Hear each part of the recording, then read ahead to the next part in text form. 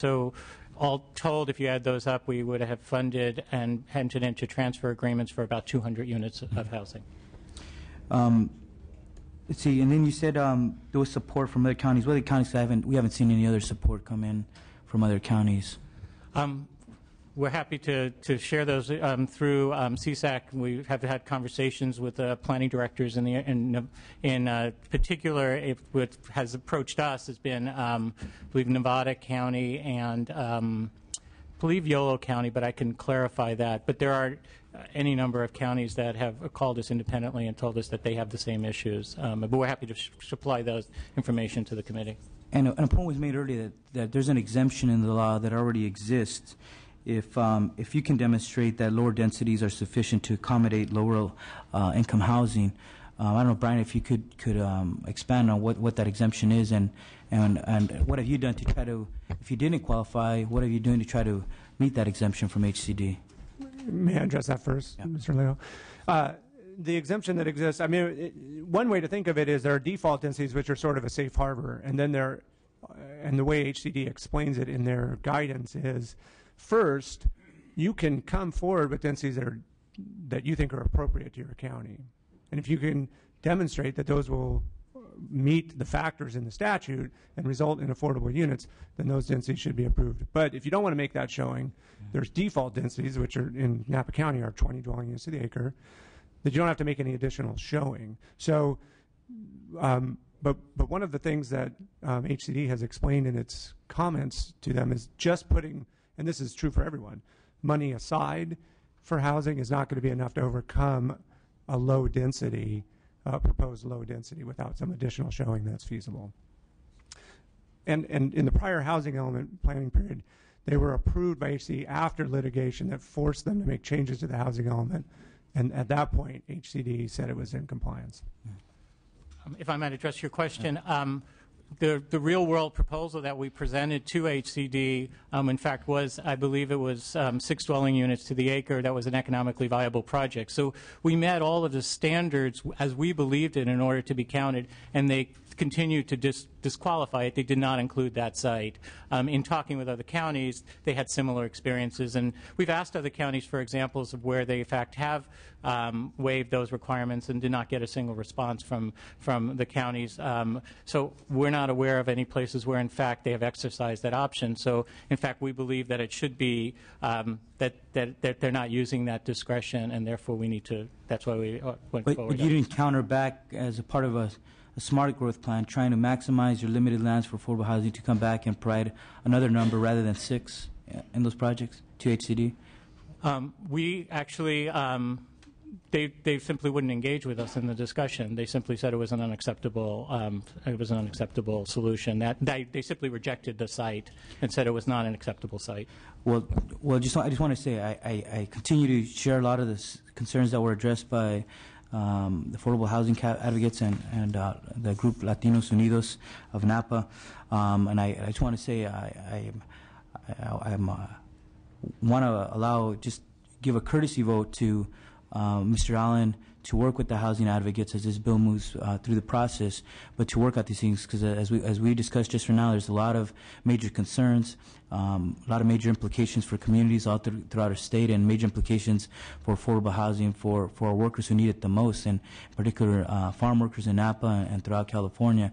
So I urge our author to continue to work with our affordable housing advocates to work out these issues, and just want to be clear, be upfront that I reserve the right, as the process moves forward to do otherwise on this bill. Thank you. Yeah, I think it's very important to note that I have great respect for the opponents. I've worked with them in the past on the same side. Right. Of course, we want to find affordable housing solutions for the workforce. My staff has been working with the opponents. I'll probably attend some of the meetings themselves. My initial reaction to the legislation when I first heard it was to narrow it to scope to Napa County only, but then some of my colleagues liked the idea perhaps for their county, so that's why it was drafted as broadly as it is. To me, I see this very much as a work in progress, but the idea behind it is to try to increase the amount of affordable housing in this particular area. And if there's tools that develop that work for other counties and they want to utilize it, then that's fine too. But that is the impetus behind it. And I have the utmost respect for the CRLA and for the work they do. I'll be talking with the Farm Workers Union. We want to work together collaboratively, and that's the end result I want to see. Thank you. Mr. Allen, I had the opportunity in 2008 when I was president of the California State Association of Counties to spend some time visiting with folks in Napa, including Supervisor Dillon. And I recognize that there are some very unique land use issues and concerns relative to maintaining, what is the essence of Napa and building affordable housing. And so I recognize the challenges that you face in Napa County. I do have some heartache with this bill in that it is a statewide bill. And I would be far more comfortable at the moment if this were, focused on Napa. If there are learnings that could come out of, if we passed this for Napa, if learnings to come out for other counties, I'd like to consider those later. I'm in a position where I just don't see how in California we can do anything to diminish our ability to build more affordable housing. Mm-hmm. We are not housing our people appropriately, and we need affordable housing throughout this entire state.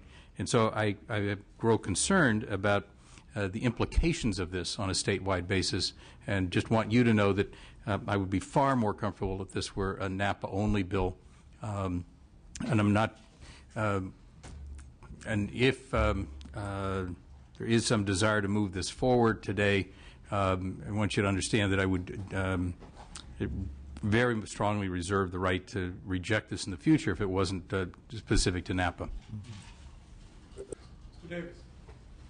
A couple of things. Certainly I agree with all of my colleagues who've spoken on a couple of issues. The issue with regard to the limit of limiting affordable housing in Napa versus within the region so that this policy affects many is a real issue and concern. I'm really surprised that through this legislative process we're here talking about this bill and you're there. But out of my respect for you as a colleague, certainly a courtesy vote might be in order.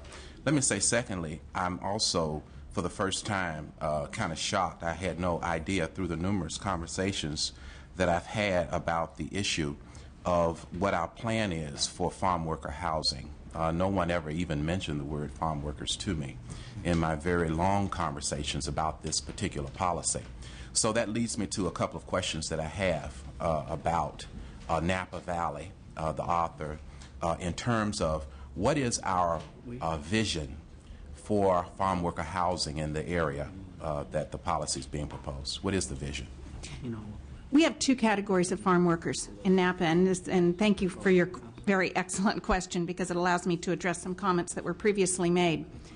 We did have a situation prior to my coming on the board 8 years ago where we had yurts, and the previous boards of supervisors were trying to solve the housing for the temporary farm workers. We have farm workers who move around, temporary farm workers, and since then we obtained state legislation, and as I said before, the grape growers, if you're a vineyard owner, you are taxed and you pay into a fund, and we have built 3 sites. They are not bunkhouses. They are, we availed ourselves of some Joe Cerna funds. We're held to state standards.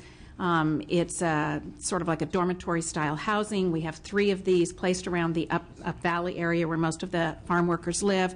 They're open this year for the first time. We finally had occupancy that they're open 12 months a year, but they're not permanent housing. And so that satisfies one group. We receive no housing credit from HCD for providing that housing because it's considered temporary, even though we are satisfying the needs of a significant number of the workforce. Well, the other part of the workforce are folks who have moved to Napa, who have brought their families, who seek permanent housing. And as I stated previously, in Napa since the early 70s, we have had what we call city-centered growth. We don't, we were We were doing SB 375 before SB 375 came along. We have not wanted sprawl. We have not wanted scattered housing sites. Well, that creates a difficult situation when you have these cities who have, and they have definite boundaries, and now you have the county who has a requirement for building affordable housing in the areas outside the cities. It's contra to city-centered growth, and that's been our dilemma.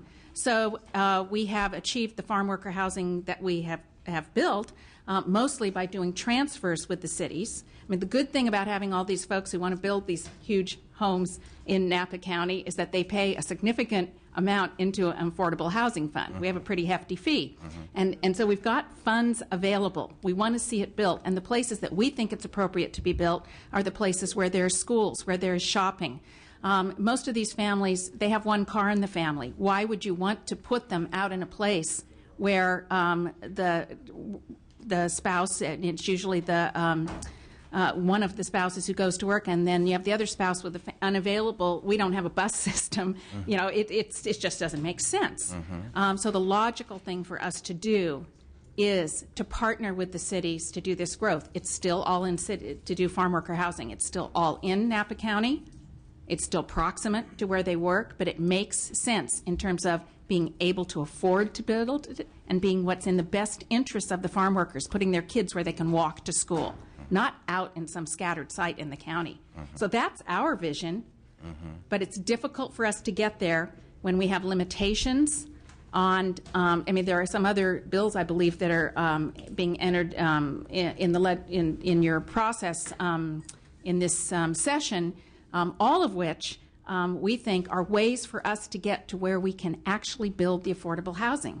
But for us, quite candidly, where it needs to be built is in our cities. That's where it's the best. We are quite happy to fund it. And we're not building it outside the county. We're building it inside the county. It's just that jurisdictionally, it's inside an incorporated area. That, candidly, is our vision. And we've not had any idea in terms of how we can build that housing in the unincorporated areas. That would be more in your jurisdiction, is what you're telling me?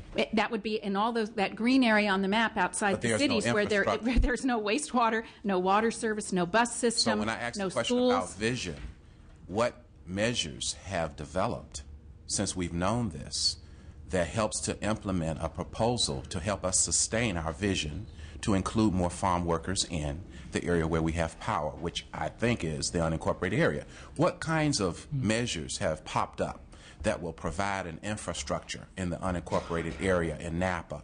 Who in leadership in Napa has been talking about accomplishing this goal to build an infrastructure in the unincorporated area where we can implement such proposals to certainly, enact our vision to incorporate more farm workers and their families into the Napa Valley society? Because I would think that I'm hearing you say that's our goal. That is our goal. Okay, and what have we done about this? And from we have not. We actually have two areas of the county where we have very struggling water and wastewater situations. Small wastewater districts that are unsustainable because they are so small. So it hasn't. The Board of Supervisors hasn't seen it to be prudent to build yet another unsustainable small wastewater system far from an unincorporated area.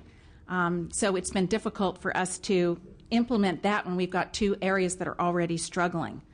I'm not. Well, let me just simply say, I'll conclude by saying that, this is a very complex issue. It is. Which really means we've not done the work on this bill. And I'm surprised it's even here.